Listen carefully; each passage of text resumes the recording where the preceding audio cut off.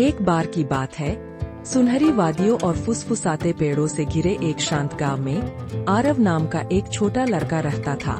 वह दयालु, ईमानदार और सपनों से भरा हुआ था, लेकिन लोग अक्सर उससे कहते थे कि सपने सिर्फ कहानियां हैं जो हम सोते समय खुद को सुनाते हैं। लेकिन आरव का मानना कुछ और ही था।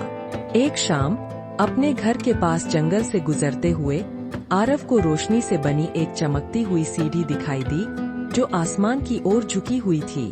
उसके बगल में एक बूढ़ा आदमी खड़ा था जिसके बाल चांदी के थे और आंखें सितारों की तरह चमक रही थीं। यह कहाँ ले जाती है?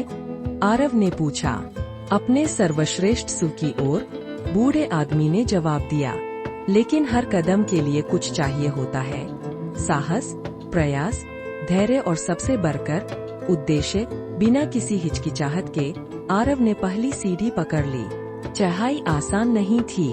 कुछ सीढ़ियां चिकनी थीं, दूसरी तीखी। एक कदम पर उसे असफलता से सीखना था, दूसरे पर उसे किसी और की भी चढ़ने में मदद करनी थी। हर बार जब वह रुकना चाहता था तो उसे बूढ़े आदमी की कही हुई बात याद आती थी। हर कदम के साथ आरव बड़ा होता गया, न सिर्फ मजबूत बल्कि समझदार और ज्यादा विचारशील भी। उसने सीखा कि सफलता सोना या शोहरत नहीं है, बल्कि अपना सर्वश्रेष्ठ करने का शांत गर्व, गिरने के बाद उठने की ताकत और मुश्किल होने पर भी आगे बढ़ते रहने की इच्छा शक्ति है। आखिरकार आरव शिखर पर पहुंच गया।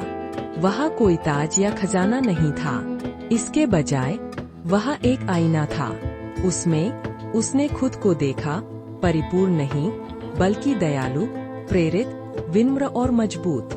आसमान में बूढ़े आदमी की आवाज गूंजी, सफलता मंजिल नहीं है, यह वह यात्रा है जो आपको एक आदर्श व्यक्ति बनाती है।